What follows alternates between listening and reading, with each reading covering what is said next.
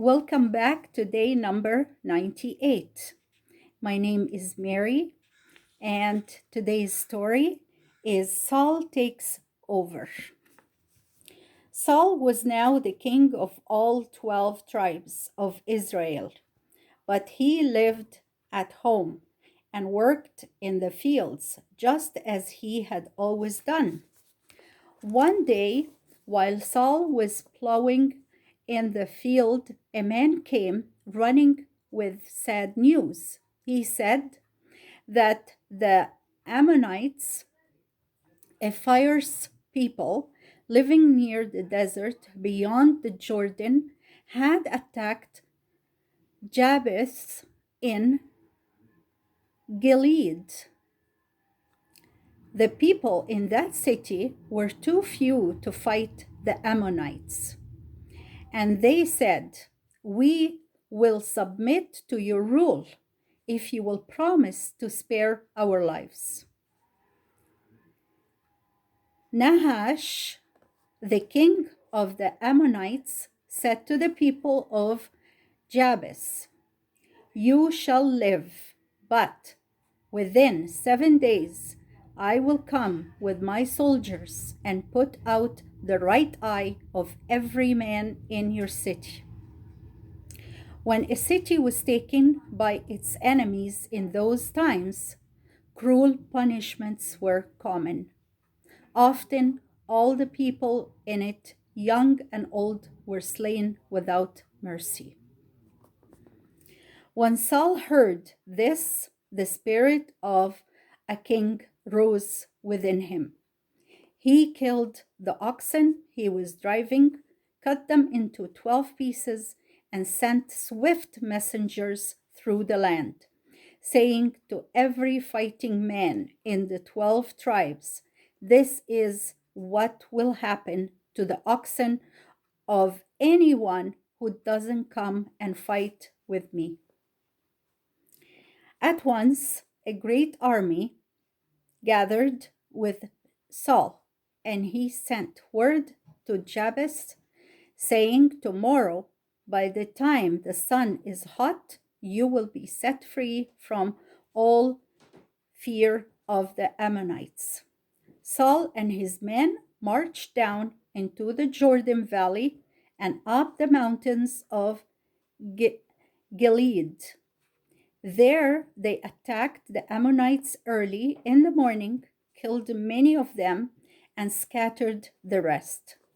Samuel was with Saul, and after the battle, he said, "Let's go to Gilgal, where Joshua camped long ago when our fathers crossed the Jordan, and we will set up the kingdom again."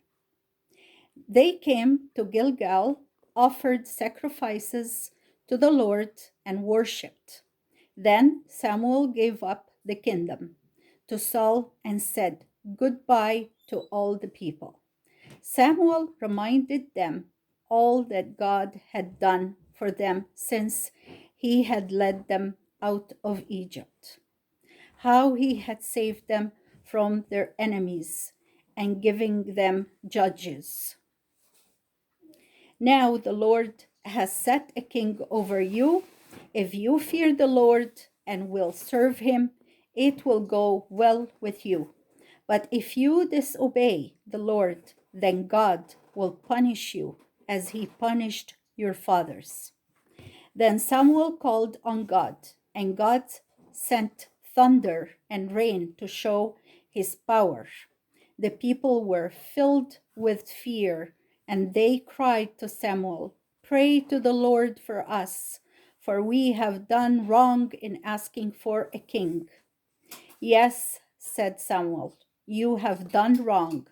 But if you do right and seek the Lord, God will not forsake you. He will forgive you and bless you.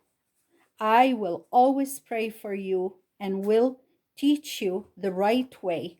But if you do evil, God will destroy you and your king. So fear the Lord and serve him in truth with all your heart." After this, Samuel went back to his house at Ramah, and Saul ruled the people from Gibeah, the home of his family. And that was the word of the Lord. The last thing, that is the discussion questions. Number 1, why were the people of Jabez afraid of the Ammonites?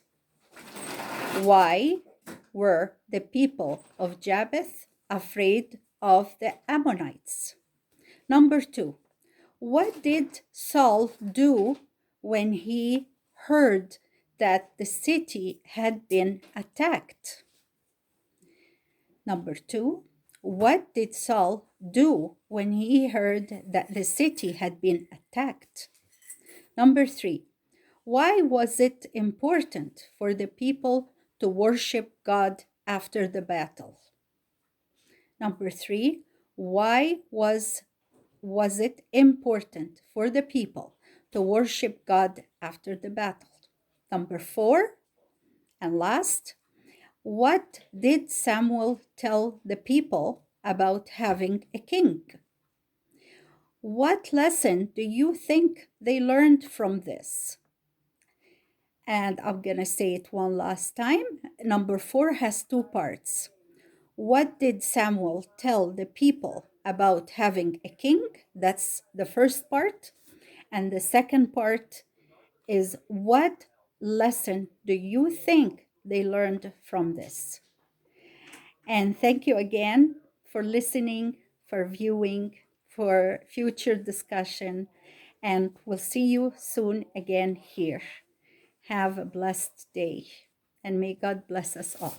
Bye for now.